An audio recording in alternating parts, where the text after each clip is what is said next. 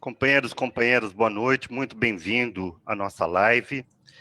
Hoje em dia, discutir a questão do racismo é uma questão absolutamente essencial.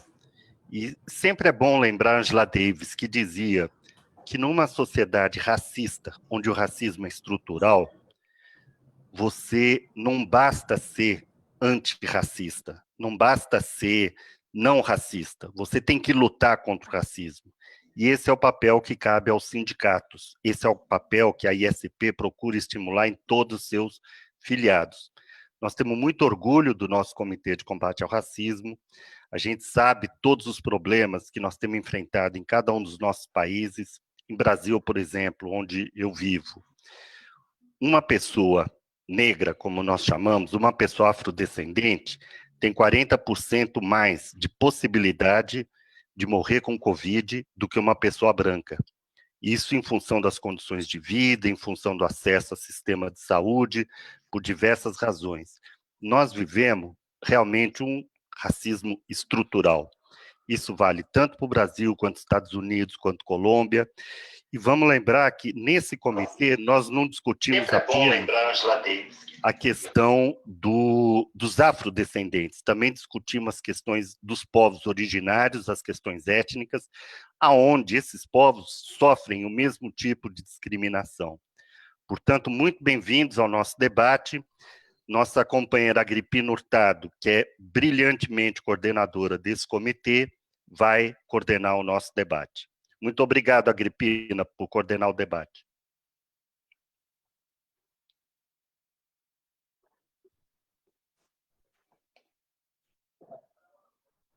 Buenas tardes, buenas noches a todos y todas que hoy están acompañándonos desde Estados Unidos, desde Colombia, desde Brasil y de muchas partes del mundo. Como ya lo dijo Jocelio, soy Agripina Hurtado, coordino el Comité Interamericano de Combate al Racismo, la Xenofobia y todas las formas conexas de discriminación e intolerancia de la Internacional de Servicios Públicos. Es un comité que nació al calor de un hombre como el señor Bill Lucy, fundador de la coalición de sindicalistas negros, y que desde su rol como copresidente de la Internacional de Servicios Públicos a nivel mundial y uno de los impulsores de la conferencia de Durban, creó este comité porque él como sindicalista established this committee. He saw the possibility that racism is the lack of opportunities for those people that are discriminated against because of the color of the skin, because of his descendants, and for his social status as form lead to the lack of equality in opportunities for this group of people, for these communities actually. And also now more than ever before, from here, from Cali, Colombia, I do believe to absolutely for my union, I will represent at the same time Labor Congress, actually with the CTC, that is turning 85 years of struggle, actually has many years of existence, and I salute and I greet our Labor Congress because it's my land and I am my house, it's my home. And also we are here together, and also we are representing our brothers, our sisters in Colombia, and I greet all the Spanish speaking colleagues, brothers and sisters. We have united despite against xenophobia and racism. So, and also, and we have Afro-descendant populations that are Agro-Colombians, and they're fighting also for the right, for the labor rights, for the human rights that are fundamental for everybody, and also, and is the only Afro-Colombian descendant has been president of a union, and the CTC is my home. I repeat it again. I greet and our brothers and sisters from the United States, our brothers and sisters from Brazil. I greet them, Luciana, also, and all of those who I know that are following us in this uh, 3 hours. We are going to be having in a live transmission talk about racism, and this calls upon all of us because now more than ever, the pandemic actually has bring about actually an invisible pandemic, which is structural racism.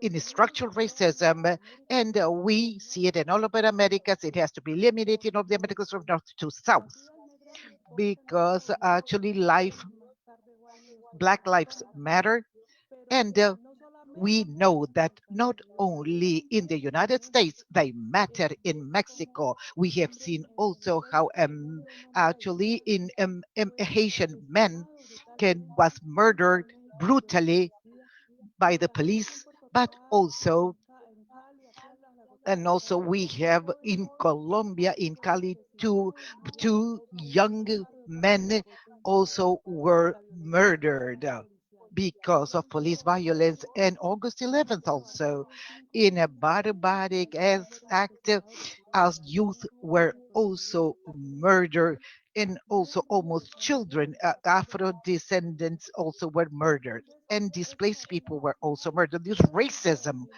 also was imagined in Brazil. Everybody knows about the terrible situation. It happens in other corners of the world, and now with this pandemic actually has been visibilized in the whole country, and we have shown how the conditions of health, education, and precarious conditions of life is affecting the Afro-descendant communities and also in indigenous communities as well. We are going to be having 2 or 3 hours to be able to discuss because this this conversation is of extreme importance so that we can actually can globalize our struggles, have a common front against xenophobia and racism and to to fight combat this crisis. racism. This is what summons us I all think together that tonight, from and that I hope here that we we will will have be able important to conclusions actually to have for our important work in the conclusions for Americas, this in the meeting, United and States, also also in in Latin since America, this is how because we are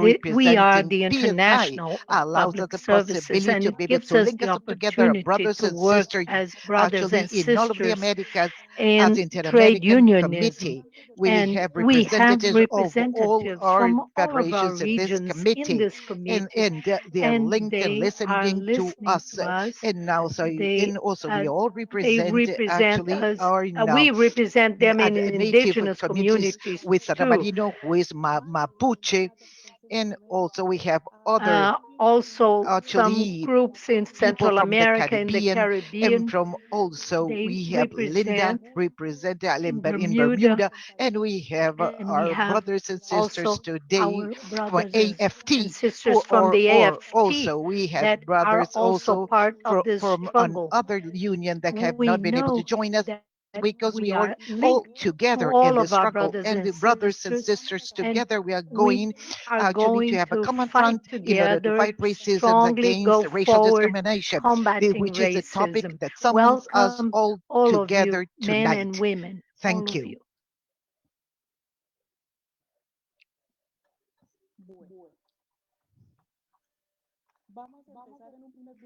We will start We are the going to be first block start with questions and with answers. questions. The First, first block will we are going to be we are going to introducing our present the panelists panelists.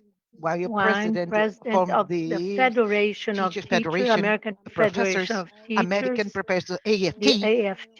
He He is a is a brothers. brother He's a from Jamaican brother, Jamaica. He was and born at in Jamaica, but he went 10 to the years of age, US.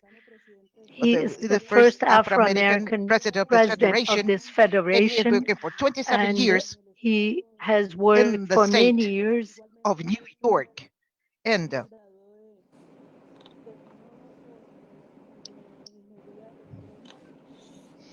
also he has been active in Public Employee Federation. In He addition, he is a member of the he Coalition was of Black Trade Unions. He will bring he his has a experience lot of experience actually for the as a trade coalition unionist, actually in the United States. And and also one in also we're and going to also we Michelle will listen to Micaela, Montedio. She's a the Fucus public health researcher vice and vice president of president the of union, her union. ASFOC-SN. actually, and She's a chemical she will worker. tell us what this Uh, acronym means. And she's a and degree in industrial chemistry from the Universidad Federal Fluminense. She is a she has a doctorate bioprocess technology in PhD from the Universidad in Federal de Rio chemistry, de Janeiro. Since 2015, she has and been part of the National Executive Board of the Fuels is Workers from the Union executive and board works of the on trade labor rights. union of Welcome. chemical. We only have 15 So minutes we will have in this 15 minutes. first and this block of presentations, and also, and then we go to Q&A. So So we have we Wayne will Spencer listen from now AFT and Michelle Alves. to our administrator in this panel. We have and 30 Wayne, minutes. I'm sorry, has 30 Minutes minutes. for Wayne. Welcome, 30 minutes. Welcome, Wayne. We invite you And we to tell us invite you to about tell us AFT. Who do what you is the represent AFT? Who and do who you are engaged represent? and involved in And this union how did you federation, get which is involved with headquartered in the this? United States. Wayne Spencer, president of AFT, now has the floor for his presentation. Wayne. Wayne, Good evening, and thank you to PSI, and thank you to Randy Weingarten, President of the American Federation of Teachers, that represent 1.7 million members in education, healthcare, and in the public sector, public service, for which I belong. I am a vice president of the American Federation of Teachers, and so the question is, who, that is who they are. And we are about promoting justice in terms of terms and condition of employment, in terms of justice in the workplace, outside the workplace, both for our members and for our members' family, and for the community at large. Again, I am so grateful for Randy Weingarten and the work that she's done. We just came out of our AFT convention, and at that convention, we passed a resolution that called for radical reimagining of the criminal justice system in the United States, because the criminal justice system in the United States have not been working for people of color. And also, it does not work for people who are marginalized in terms of their economy. So if you do not make a certain amount of money, if you are, we call it the working poor, you at times might not get justice in the New York State or the United States criminal justice system. And so part of the question was, who inspired you to get involved in your union? It was a concept that I came to when I first got to the United States when I was 10, the idea of being bullied because I dressed differently, I sound differently, and at times looked differently. I certainly did not put my colors together properly. And I stood out at times when I first got to the United States. And the idea of being bullied was something that was not going to happen. It was not something that I was used to in the country that I left. And it was just something I couldn't put up with. So as a youth growing up in the US, the idea of, I always fought against bullies. And when I got into the workplace, to see grown, adult, mature managers attempting to bully my coworkers and myself, it was just something that I wasn't going to stand for. And so I got involved with the union to help fight against managers and just terms and conditions of employment that sometimes go unanswered or ignored by management and supervisors who thought they act as if they were king, may I say even God Almighty, in how they wanted to treat us. And so I got involved in a union to protect my rights. And in so doing, protecting my own rights, I found myself thrust into a leadership role, fighting for the rights of others. And that was my segue into the union movement. I never thought I would end up being a president of the union. At times, I fought my union. As a member of my executive board, I've actually took my union to administrative court on their failure to represent members in a way they should, based on the contract that our members pay, based on the fact that our members pay dues to the union. At times I found that the union seemed to take the easy road out and did not want to fight for members' rights. And so I As an executive board member of my union, I took my union to court on behalf of the members who elected me to have them fairly represented. And so the idea of being president of the union was just something that was weird. I didn't see myself in the inside of the organization. I always thought I'll be on the outside of it, since I was always at odds on many occasions with the leadership of the union. I was grateful to be elected the first African American president of my union, which is about 52,000 members. And at the time I was elected, about 75% white. And again, I appreciate the fact that my members saw beyond color and gave me an opportunity to lead. And I guess it was not a fluke, because I was again elected for a second term as president. And it has now become a challenge now that we're in COVID. So that's a little bit about myself, and being a president of AFT, of my union, local 4053 PEF. AFT is one of the umbrella unions, and I sit as a vice president. I ran with Randy Weingarten. She won her seat as president, and that I became a vice president. And again, I cannot say enough about her leadership as the AFT president. So that's it. Thank you.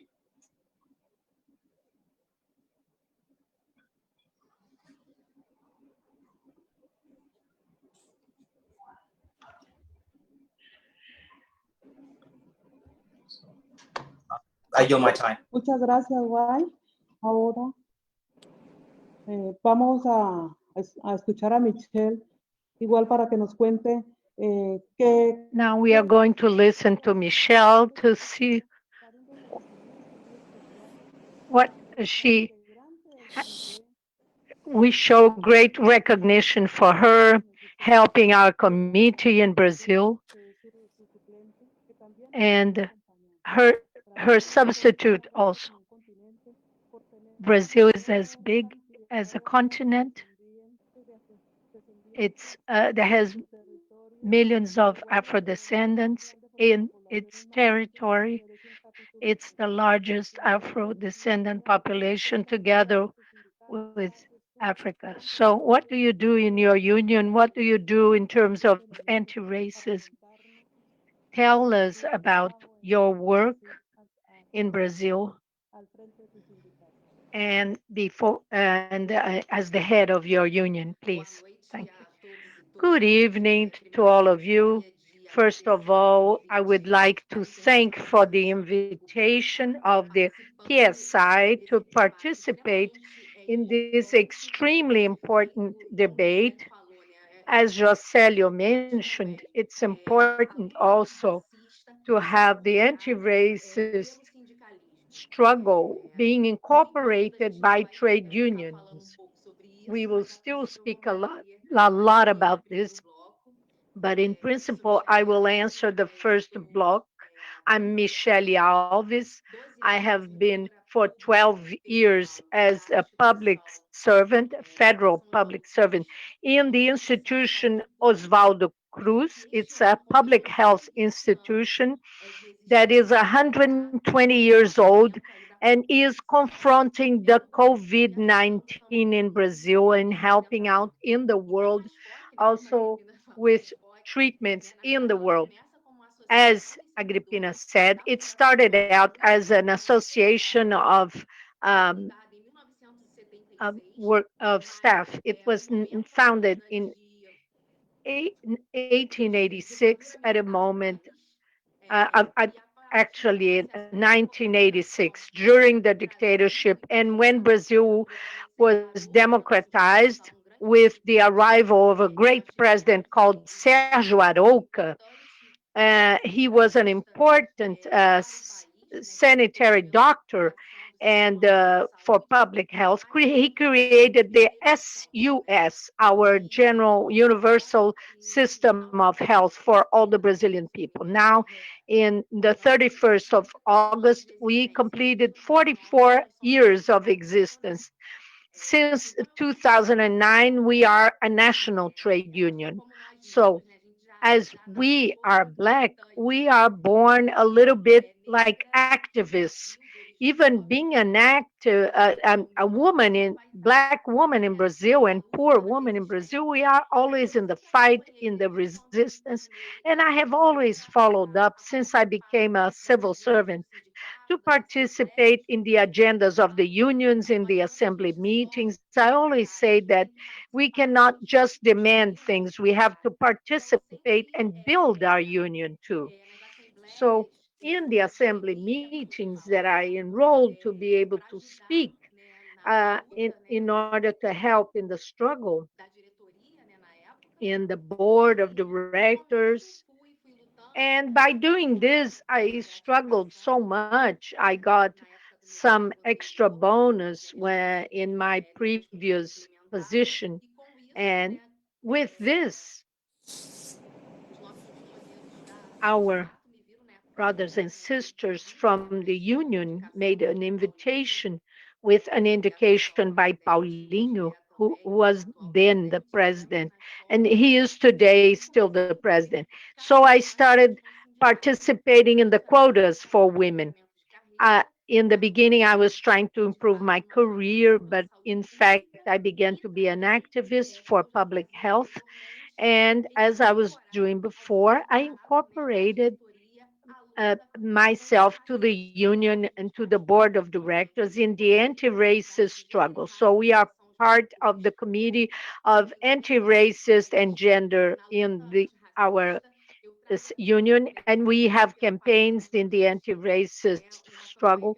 Last year, I was in Argentina about Black Lives Matter in Argentina. And last year, we launched a campaign of 365 days of Black awareness or Black consciousness, as we say in Brazil. In the union, in 2017, with the current directors and President Paulinho, he invited me to be vice president of the union. I'm the first Black vice president in the union, and we have been struggling very strongly.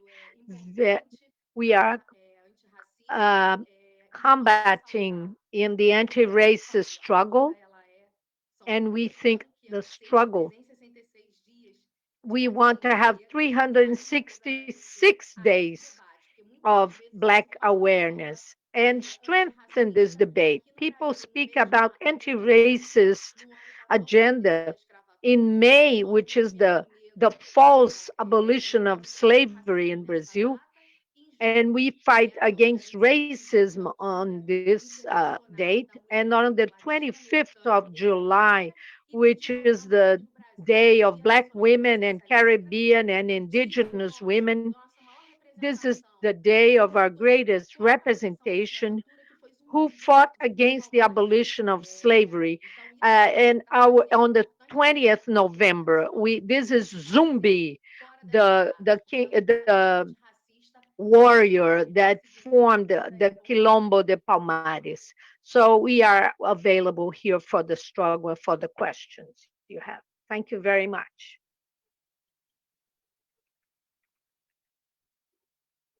Gracias, Michelle. Bueno, continuamos. Ahora vamos a entrar ahora sí en materia de nuestro conversatorio. Juan, eh, te vamos a preguntar, queremos que tú nos cuentes a nosotros, a toda nuestra audiencia, a las personas que se están conectando, ya me informan del Facebook Live de CTC, que tienen muchas personas, van más o menos unas 80 personas conectadas al Facebook Live de las entradas, y eso es muy bueno. Wayne, queremos saber qué es el movimiento de las vidas negras importan, cuándo nació, qué significa este movimiento.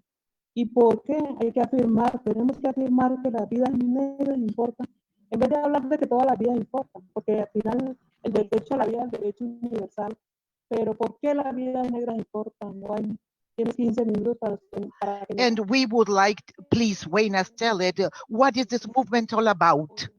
Okay, Black Lives Matter. What is this movement all about? How it started and its meaning? Please, Wayne, talk us about Black Lives Matter. Thank you. Hello. Yes, Black Lives Matter. Yes, yes. Yes. Thank you, sir. Thanks. So Black Lives Matter came about, say maybe 4 to 6 years ago, in terms of the idea.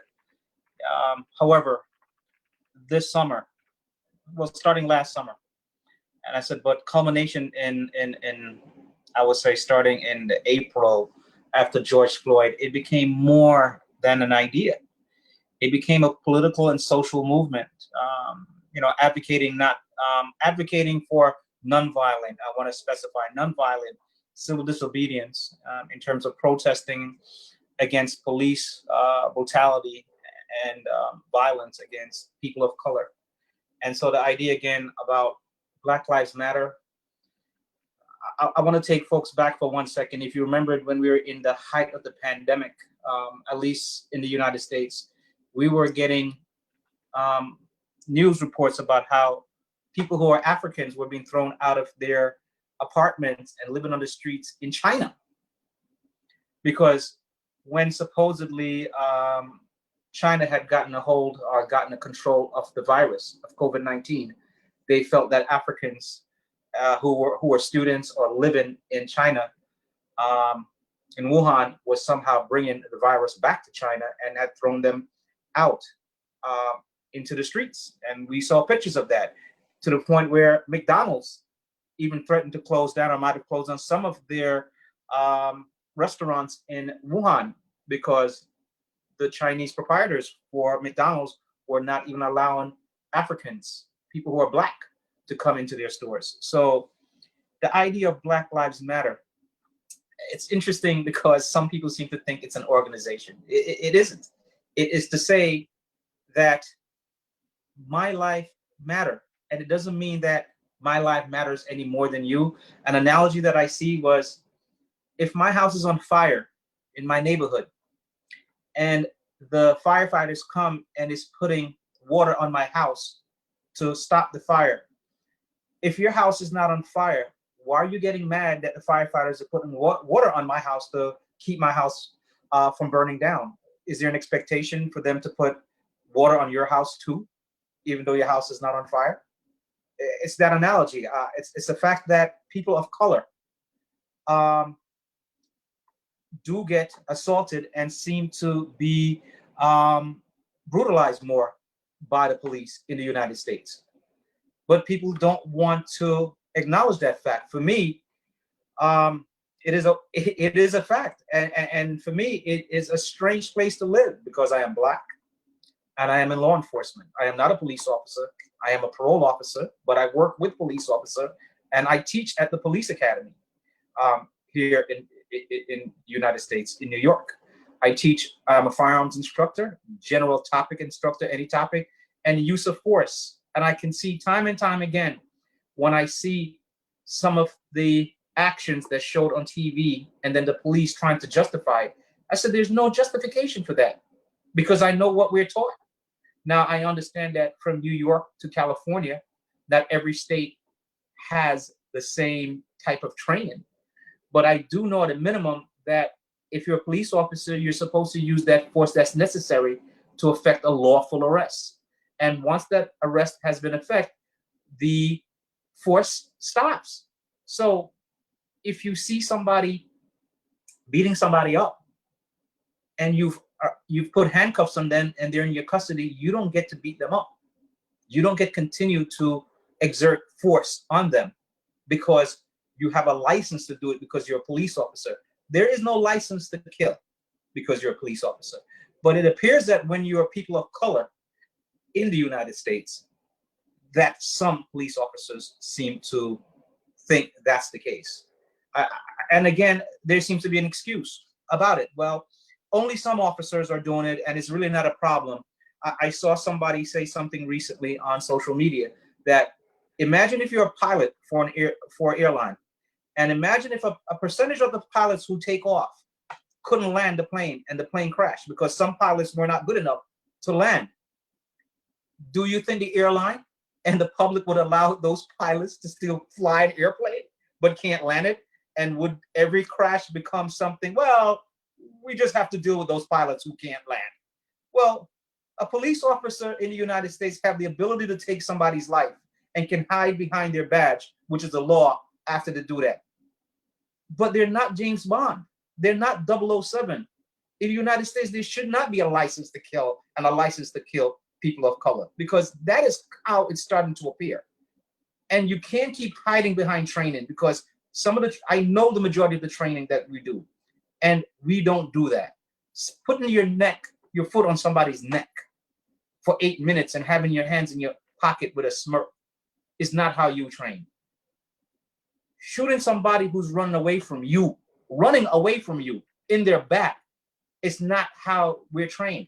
What harm, what threat is somebody whose back is to you and running away from you? And we've seen that time and time again in the United States. So that is why Black Lives Matter, because we see that Black lives have been taken at a higher rate in police incidents than others, non-Blacks. Thank you. I hope I answered the question, include the second part of that question.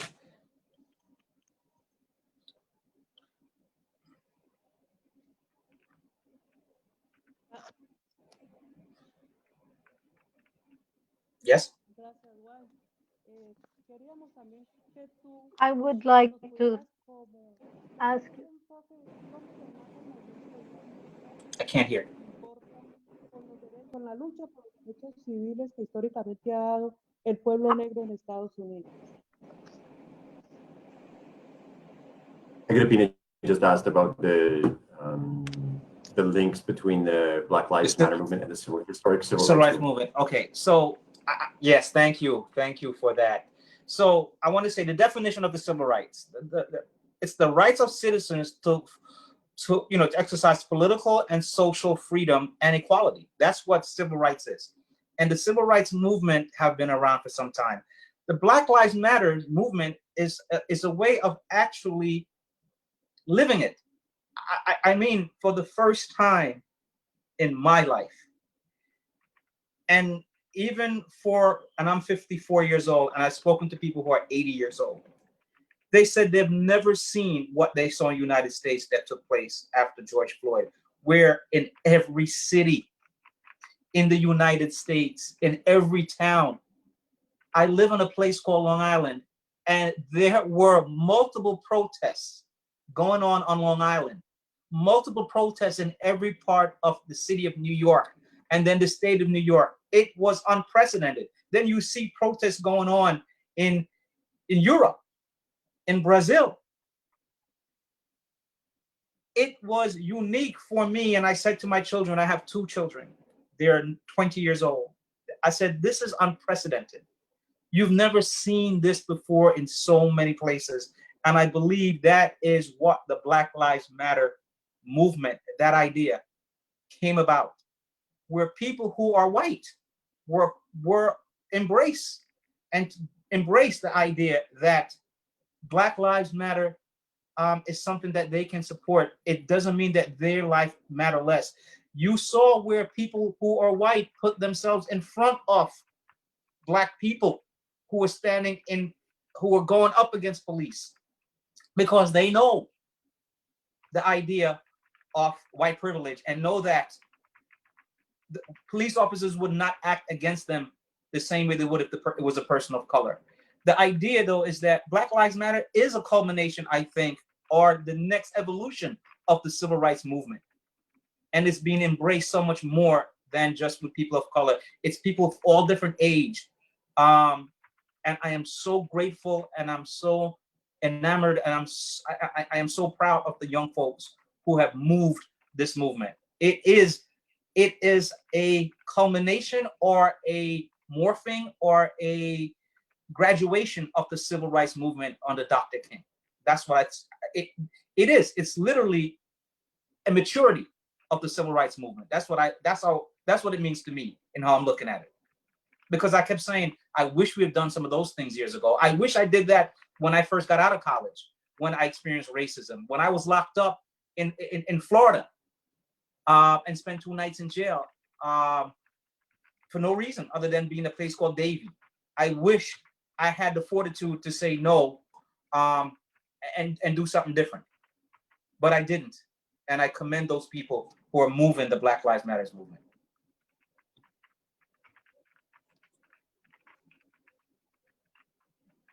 Thank you.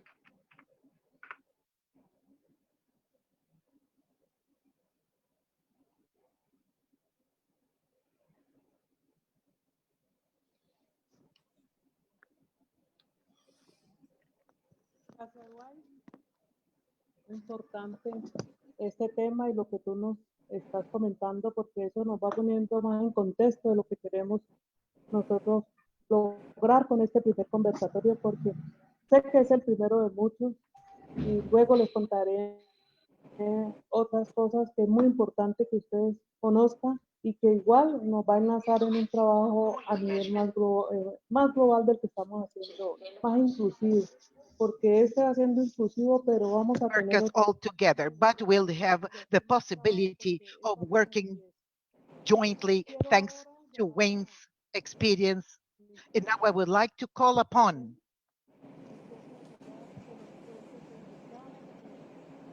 I invite you here in Colombia. I think we are doing important things, but now in the pandemics, things have changed. Please tell us. I'm sorry, her mic is terrible because Black Lives Matter also in Brazil. Welcome, Michelle. Agrippina, Blacks, Black Lives Matter in Brazil, as well as in the whole world, because I think just to bring for our reflection, every 23 minutes in Brazil, a young black man is murdered in Brazil. And I have some data here just to call your reflection about what happens in Brazil. It's a genocide. In the last 10 years, more than 650,000 Black people were murdered in Brazil. In 2018, it was 27.7 dead for every non Black. The 67% of the victims in Brazil in 2017 were Black people. The uh, 5.2.8 non-Black and 5.7 Black women were killed. So the increase of genocide for Black people is it's increasing constantly. Between 28 and 2018, the homicide of Black people increased 34.2% of people non-Black and decreased for non-Blacks. So these are the data of the Secretariat to Combat Racism from the older progressive government. And when I say that, I'd like to make a brief history. Brazil is the second country with more Black people in the world. It only is smaller than Nigeria in the African continent. Brazil had a genocide of our ancestors for more than 3 centuries. In 1988, Brazil was the last country to do away with slavery. This in a policy where they already had a genocide of Black people. Besides the slavery, they never had a social service or social work for our population. Their system was of extermination of Black people and the whitening of people, most of all with the arrival right after the end of slavery. They made the republic and then they had a movement to bring migrants from Europe, from Italy, from other places to whiten the population. But our people is very resistant, is very much of a fighter, and we are here. 56% of the Brazilian population declare themselves black, which is a mix between colored and black. But we are the majority of the population. We are the ones who died the most, who are most vulnerable to all kinds of violence, whether it is obstetrical violence, domestic violence, police violence. So the fact that we are black in this racist country where we have to denounce that all the time, this is a racist country, just because the color of our skin. We suffer violence because we are black in this country. It's a country in this macho oriented country, fascist and racist country. The violence against our people is increasing. That's why we have to emphasize Black Lives Matter. The favelas and the territories said enough with killing our people. Last year, there was another government. The governor had a fascist policy of extermination of Black people. He was saying he was very happy when people died. He said, you have to shoot on the head of people. And because of this policy, I emphasize again, it's a slave oriented, macho oriented, and racist policy. If you get the level of illiteracy in Brazil, we are the ones who have less instruction. Black people, therefore, is more involved in crime, in more precarious jobs, as Agripina mentioned Colombia, as Wayne spoke about the US. We are the ones that are having all the precarious conditions. For us, the situation is even worse. We are at the basis of the pyramid. If a black man suffers, the black woman will suffer even more. It's very important that the PSI had a debate last year about the Convention 190 about violence and sexual and moral harassment, where we discussed also the labor reform that is affecting more Black people who are submitted to the most precarious conditions in our country. So Black lives matter, especially at this moment of pandemic. And there was this boy, Miguel, who died because his mother was a maid and she couldn't be home to take care of him. She couldn't care for his health. And she had to go, despite the coronavirus, she had to go and work. She had to take her child because she couldn't leave him at home. He was 6 years old, and he was murdered because the woman boss, a white woman, did not look after her child. And so he fell from the building. Also, the death of Marielle, this black councilwoman who killed and who sent Marielle to be slaughtered. When black people have a voice in Brazil, when black people denounce and speak up against the system, the capitalist, and injustice, they want to silence our voices. So Black Lives Matter, all lives matter, of course, but we work in a health institution, of course. We defend life for everyone, but Black Lives Matter, especially after reading all these data that I had here to read for you. The Brazilian population suffers a constant extermination and genocide. If we calculate that every 23 minutes a black young man dies, almost it's daily, plus all the COVID deaths, this is extermination of the black youth. The and people have to be moved about this, and they have to fight to end this. We know this happens all over the world where they want to exterminate black people.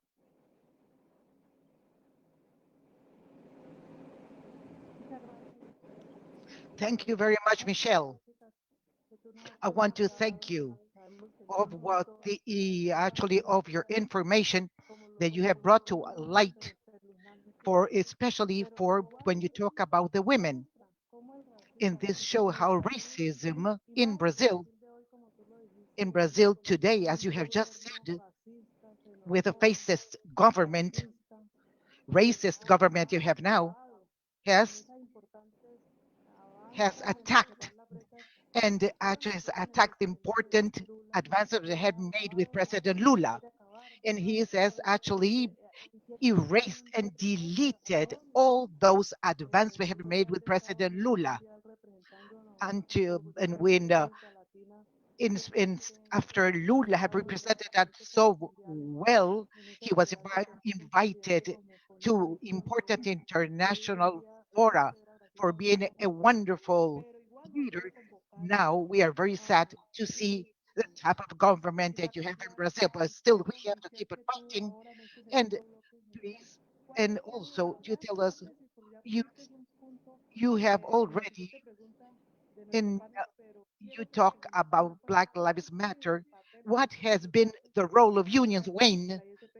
Actually, actually, when the 190 convention from ILO, the 190 convention actually came before the pandemic, and also you have talked about this, but tell us how. What has been the role of unions have played in Brazil for you, Michelle, actually, and as part of the movement for racial justice has played, and how can we make a difference? We know we have the capability and the leadership to be able to make a difference now with the pandemic situation. Michelle, It has advanced a lot, but still, we need to advance more. I recall very well Luiz Gama. He was from the days of slavery, a black man who obtained his freedom. He was a lawyer fighting for the agendas and for the freedom of black people, and he was also a Republican. So when he took this debate, because Brazil used to be a monarchy, an empire, and it became a republican. So many times this happens when people take their agendas, but people don't listen to them. So we learn how to be activists. We are good for that. And when we are doing anti racist work, people don't believe us. We need to have a lot of debates like this in different trade unions. In trade unions, we cannot talk about racism in May, June, and November, July, and November. It's a daily struggle. And we have to bring about debates with information, call out Black people, Black intellectuals to support us and train us and teach us and let us speak. This is our major banner, our major slogan. It's important that we also have, and the PSI works excellently with this kind of idea of parity. Let's have parity of gender, but also parity in race. I say that in the unions too. And since I brought these data, the majority of the Brazilian population is Black. But if you look at the spaces of power in Brazil, we are not represented. And that's all because of what I said. The Black population in its majority doesn't have a good level of instruction and education. Today, the IBGE, the Geographic and Statistics Institution of that is federal, it indicates that the universities that President Lula made affirmative action for universities in the most democratic way for universities. But today, the Brazilian public university, the public and federal and free university is mostly black today because of Lula's policies. We know that since we had a coup that uh, took away President Dilma, we are having many problems because of education. Black people with their diploma and with their book in their hands, they may have a revolution. That's why they don't want black people to have education and instruction and schools. That's what the unions must do, to be part of the training of the education of black people, to have more events and to be more committed in this anti-racist struggle. We we know what happens daily. Many times people have racist attitudes and they don't notice they do it. Hey, they have to rethink about this, especially people speak about the meritocracy, like considering only merit. They are against the racial quotas, affirmative action, but it's impossible to have black people disputing with a non-black people in order to have access to education, especially in a moment like this of pandemic. We must have a very broad discussion about the digital access. Vulnerable populations, which is mostly black, the vulnerable populations do not have access to digital forms. So the education from a distance doesn't reach them. So the federal universities must solve this problem. We must debate that. The union must also debate this. Not only the trade unions from the era of education who already struggle a lot for this, but all the unions must take part in this struggle because this deepens the inequality, the structural racism that the country has. So the struggle must be daily. An anti-racist struggle must be a daily fight.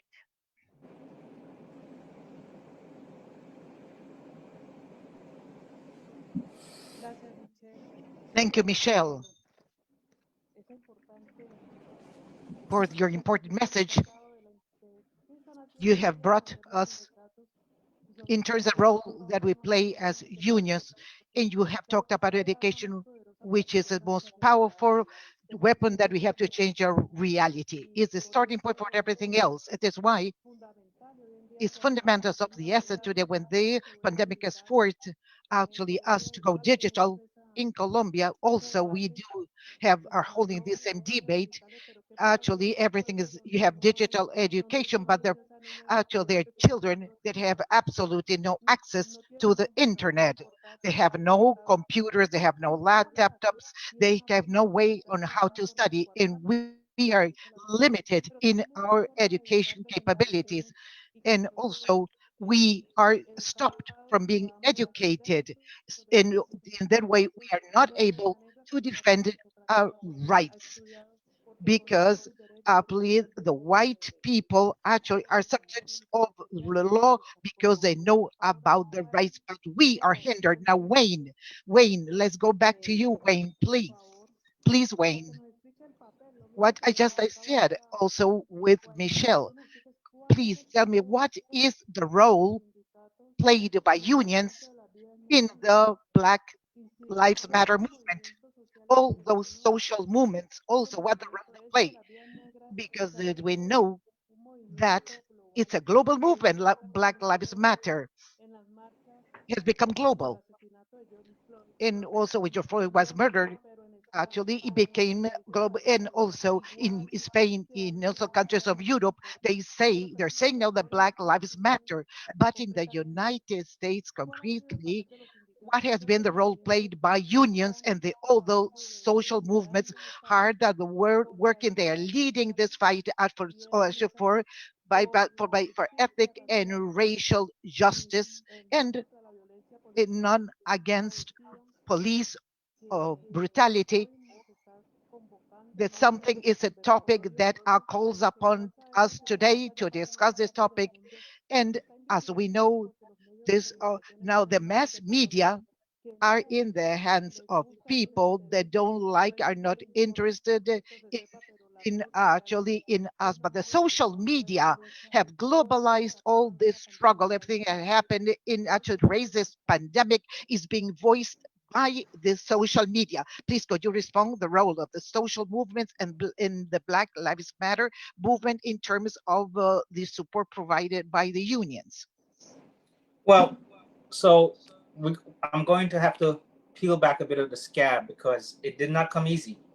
Not all unions have embraced the Black Lives Matters movement. I can tell you that I struggled within my own union of 70, with 52,000 people. And some don't believe that the union should be supporting Black Lives Matter. I recently had an executive board meeting last week, and a member who is of a conservative political persuasion asked the question, how much money did my union spend on Black Lives Matter? Well, again, we talked about it. Black Lives Matter is not an organization. It's an idea. So what do you mean by that? So to answer my question, if you want to say, I could say zero in terms of Black Lives Matter, but we spend a lot in terms of being out there, in terms of supporting those things. And what are those things?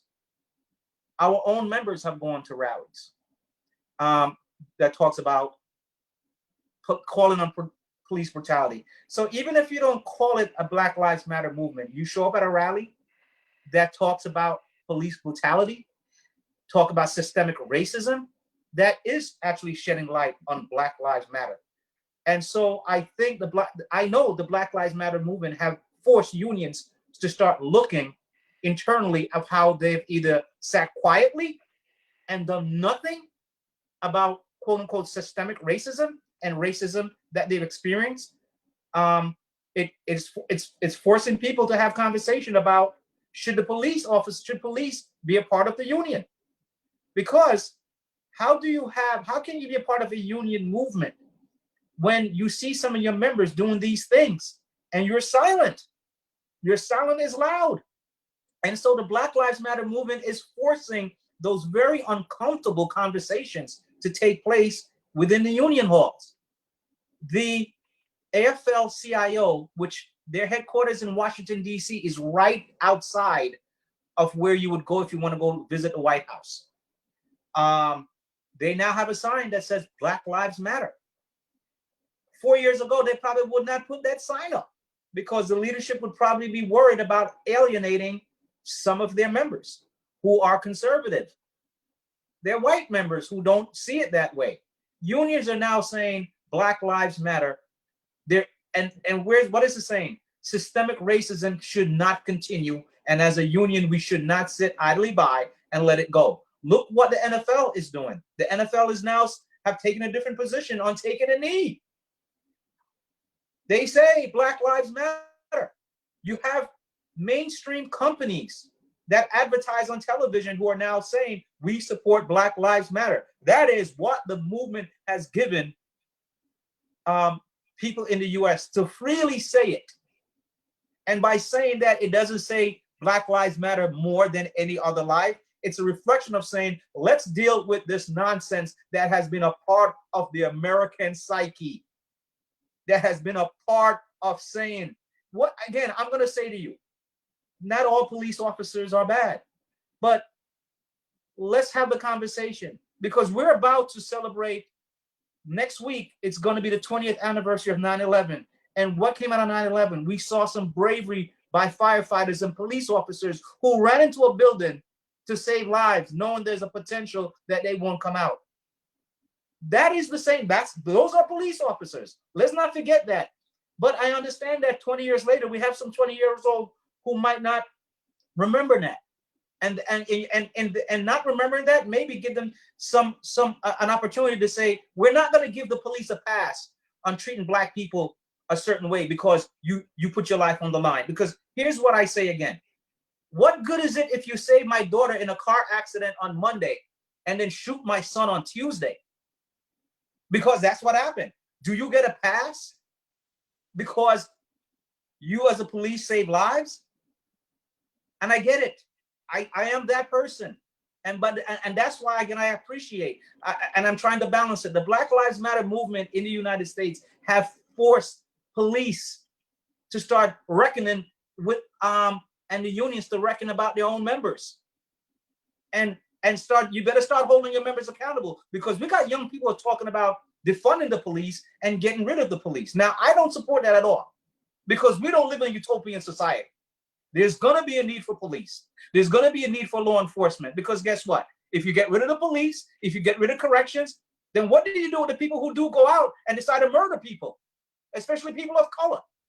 Do we cut off our nose to spite our face? But guess what? For the first time ever, police are now having to say, you know what?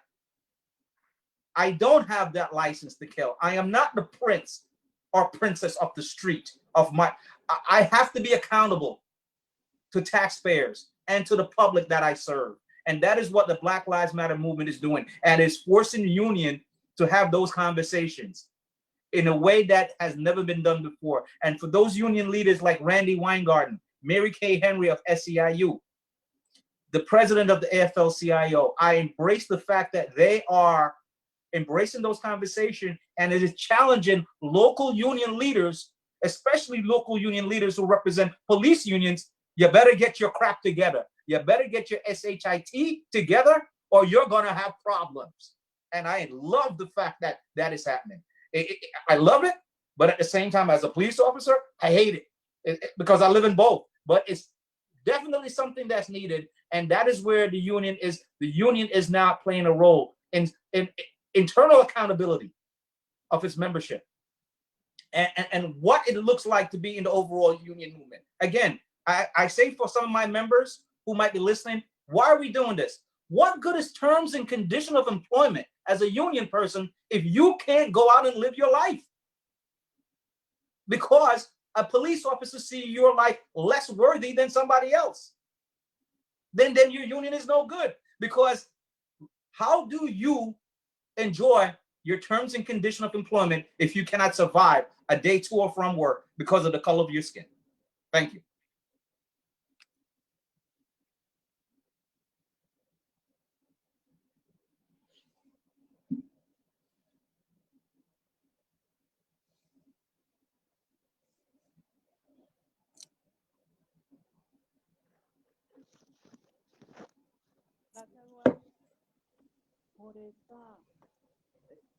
Por comentarnos y por contarnos todo esto, tus impresiones frente a este For tema. giving us your impressions, which are so very important to all of us. It's great to listen to you, as we know that this situation repeats itself in, unfortunately, in many countries, in all of the Americas, actually.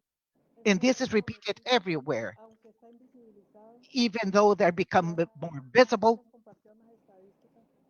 And we have seen also that there are statistics that we are working in Colombia with different institutions, because we need to put numbers to the situation. The cold numbers will show us actually that the Black Lives Matters movement is a global movement that we should actually support and embrace, because we are now brothers and sisters in a global fight and struggle to the right to life and to the right to Black lives too. Now I will go to you, Wayne. I will ask you also, see if it is possible for us can recognize some victories that you have had to consolidate this movement, and why this Black Lives Matter is calling so many people, actually, because we're seeing actual police violence since a long time before, but it's getting worse.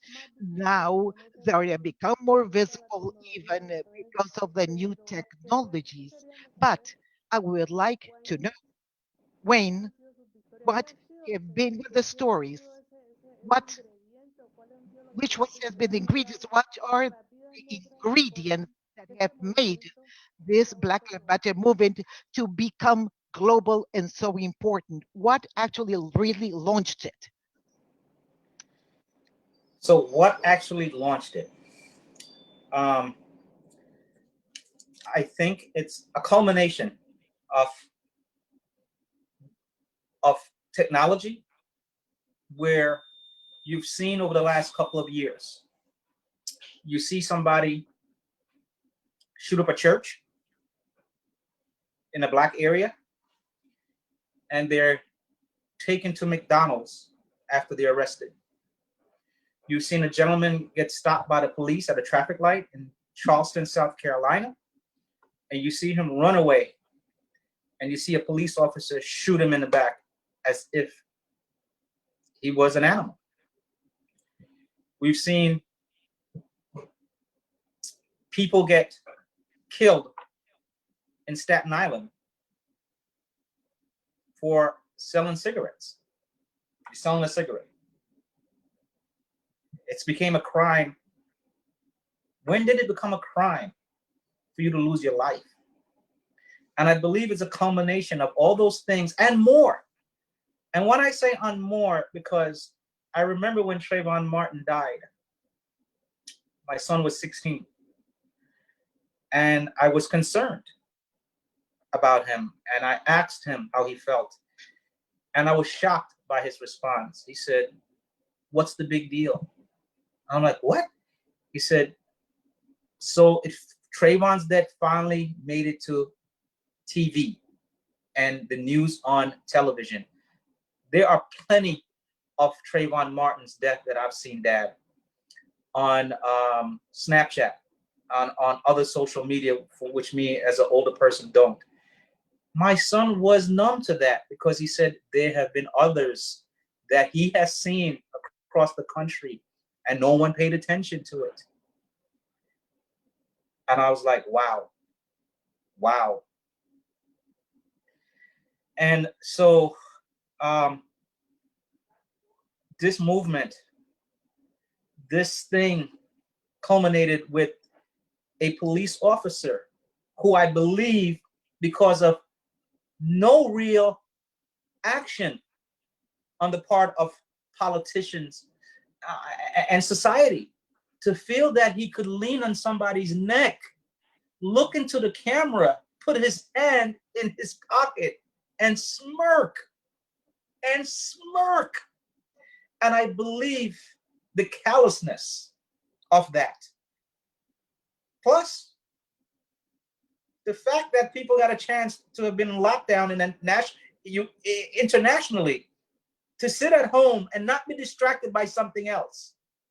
I think that isolation of the COVID, people had a chance to really digest that without the other nonsense, without having to worry of getting up for work or planning a vacation.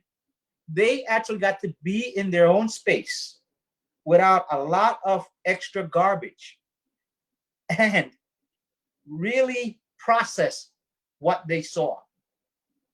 And I believe that is what internationally moved the Black Lives Matters movement, because there have been other George Floyds,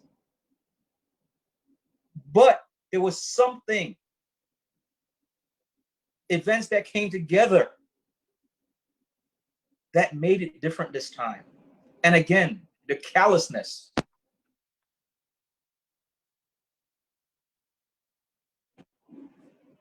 So thank you for that.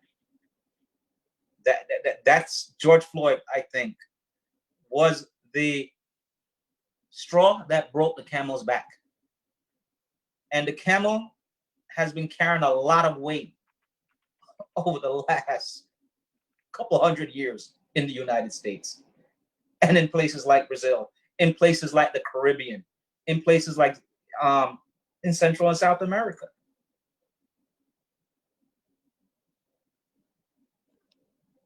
Thanks.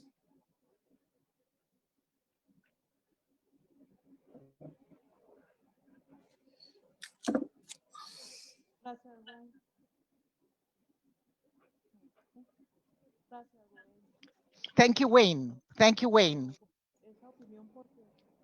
for your explanation. At least the pandemic actually forced confinement, but at least these people were able to digest and realize actually what is really happening. They're seeing and listening to news. And being confined actually without distractions has forced people to see what is actually happening. With thanks to this new technology, real time today allows because to watch whatever people are actually are publishing actually at that same very minute in any place in the whole world. This technology, the social media today are extremely helpful. Digital communication media are of extreme importance, and because of the confinement, allowed us to digest the importance. The Black Lives Matter movement actually became massive through this movement that started in 2013 was headed. There was a young man that was killed. Actually, Tyron. I think Tyron was the name of the young man, and the police officer committed a crime. He killed a young man, and nothing happened. In actually, was in the subway. A young man was killed, and nothing happened. His name was Tyron. But today, because of the fourth of this Black Lives Matter movement, actually has changed things. And I believe that the mass media, the social media, have allowed us to go further. And definitely, this pandemic, as you say, has allowed everybody to understand and be cognitive of what actually is happening and what is racism is all about. People actually are racist people practice discrimination. And now so it was something that is also rooted in daily lives.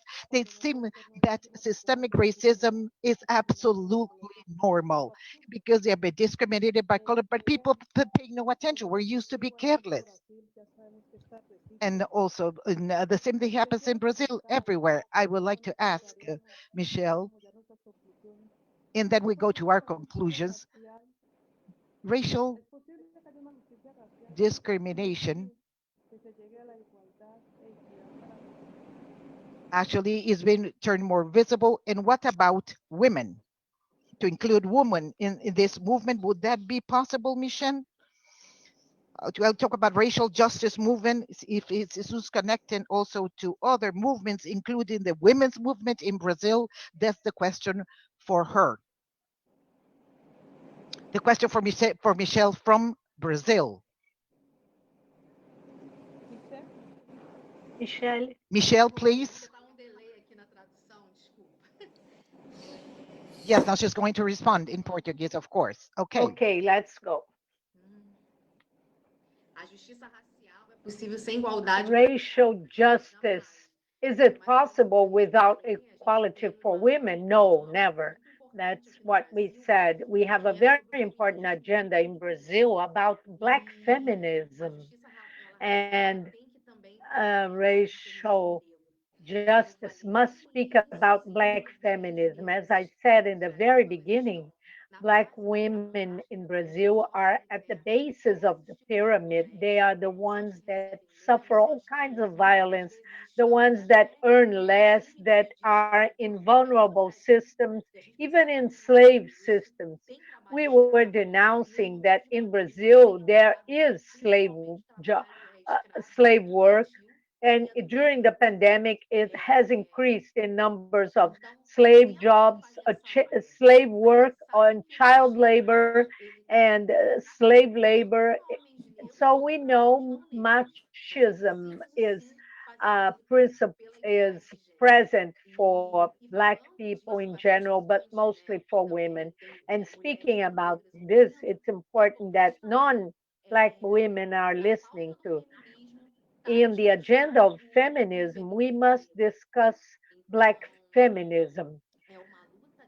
So it's a struggle in Brazil but today we have a lot of intellectuals that are Black women and who are raising this banner. We, as Black women, are taking um, this struggle forward with our sister Jucelia, and we have to have this debate.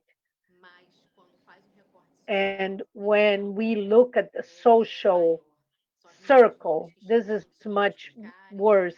The Black women are in the worst situation at home, in unemployment, domestic violence, less wages. They have the most precarious conditions. So Black women suffer doubly, in double. They suffer because of racism and because of gender. So if there's any racial justice, we have to put in the agenda the Black feminism too. Gracias, Thank you, Michelle. Michelle. Completamente de Thank acuerdo. you. I'm in full Nosotras agreement with mujeres you. resistimos lo We mismo que Black women, solamente doble not discriminación por only ser we negros, have a double discrimination por because ser of hombres, por women ser mujeres, and también because por we are black, but also estatus social. because of our Así social que, status. Michelle, ¿podrías Michelle, decirnos I want to tell cómo you está conectado tu movimiento de how justicia racial con los social movimientos, otros justice movimientos movement sociales de Brasil, actually have incluyendo los connected movimientos de to mujeres other women's web movements, black afrodescendientes? women's movement in Brazil. Could you please respond to this question? This is for Michelle from Brazil.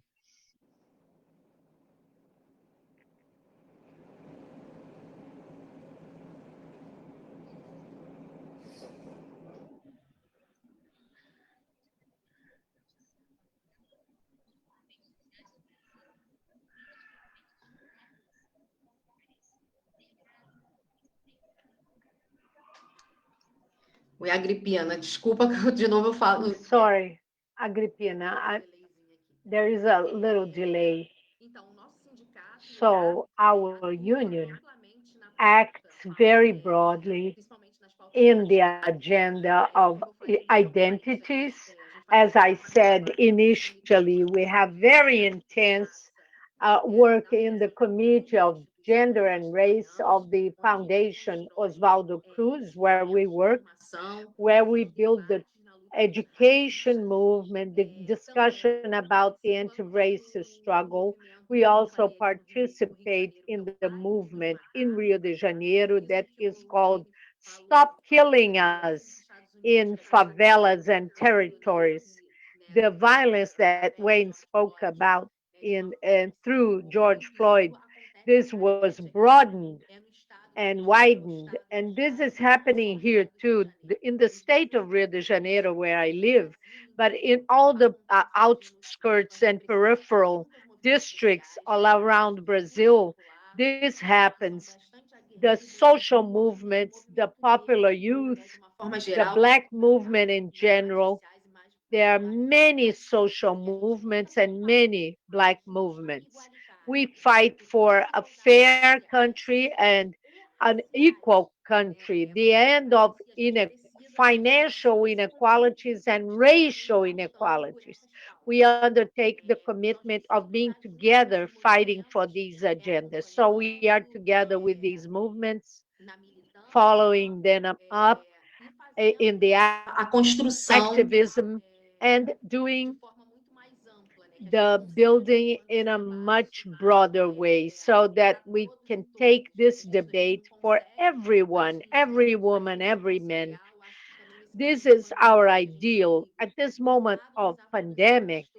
né, This made us distant from one another, but we are using social networks and we have even a greater reach. I can talk to you in Colombia, with Wayne in the US, with all the Brazilians, with all the Americas, and this is so important. So we have been doing this dialogue and building the struggle because we believe that we must struggle for reparation, racial reparation in Brazil that has never been done for the Black population who built and continues to build this country. They are the massive working class. They are working in precarious situations, especially because of this slavery system that has dominated us for so many centuries, but also the neoliberal policies that were undertaken after the coup that withdrew our President Dilma. We are against the labor reforms that also we want to destroy this labor reform because it took away many of our rights. And also, there's another law 95 that controls the investment on education and health, limiting it. So we will fight for equality in our country in every possible way. Thank you very much, Michelle. We are reaching the end of our conversation. And after giving the floor to the Secretary General of PSI to close the meeting, I would like to state as basic conclusions of this conversation that is that we need to globalize the fight against actual racial discrimination and social racism. Actually, as Wayne said, and Michelle in the United States and Michelle in Brazil, through the Black Lives Matter movement, that have been massified and globalized, we can go further. And and this movement should call upon together and the rest of the population in Central America, in the Caribbean, and in the rest of Latin America should call upon us together to become one. And the cry actually should include women, men, children. It should be the same cry that we call upon of us together. The lives that are being lost any place of our Americas because of police violence, because of racial discrimination or structural racism. Those all lives matter, and we have to keep on fighting, and this should unite us all together. It should be the main conclusion for this conversation. Actually, we have to have a globalized movement, even more global as it has been up to now. And so and if a young a black woman, a young black is killed here in Argentina, in Brazil, in Ecuador, in Colombia, everywhere, in Mexico, in Central America, this black life should be massified, should unite us so that we can have a united cry at global level. I would like to tell you very swiftly as well, and I would like to know that FAL-CIO, we are in the consolidation of Global African Work Institute. And through this important initiative, we are going to have a conversation. I will be representing PSI. Obviously, we're going to be holding a conversation actually with the African unions together on racial discrimination during the times of the pandemic, and we'll still keep on discussion. It has been divided by region with the different organizations, union organizations, and from the civil society in the Caribbean. We'll take this everywhere. We'll go to Europe, and then we'll come back to the Americas and Latin America specifically. Also, we are going to make this effort, and we are going to have this conversation per region.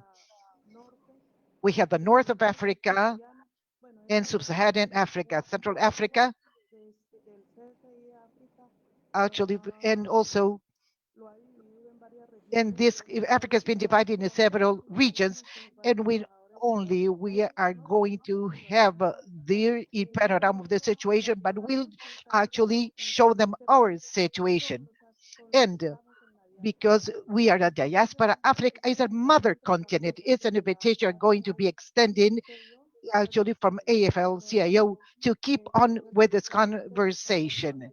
And we're talking now with the president of this organization. He will be sent actually the necessary information so that we can all get connected and will be coordinated. Actually, these conversations that we are going to be developing is something that we are doing to have these conversations. And I hope to have Wayne, but also from Brazil, Michelle from Brazil once again, and many unionists and many workers and many women, women, African, Afro descendants women together. We are going to listen to each other. We are now going to know each other better. And we are seeing as a whole, as Afro descendants, as a whole family, this brotherhood that gives us the color of our skin to know each other better and to have a common front in our fight, common fight against racism. And also, our secretary, I would want to thank Wayne, Michelle, through the team, our interpreters, Yuan, all those people, Morantes Jr., actually, who made the link for Colombia, from the Andean region, or those who speak Spanish, so they can be followed actually for this life, and PSI actually for having hosted this meeting, because I know there are lots of people are following us through this social media. Please follow us because these spaces are of extreme importance to us, and they have become more important because of the pandemic.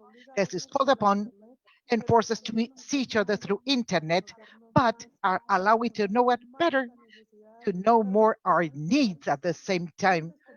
And so that we need to have a common front in our struggle, but we have to start to take these affirmative actions, as Michelle said, to close these, these gaps of our precarious conditions that are suffering the Afro-descendant. Thank you, the Afro-descendant community as a whole. Thank you very much.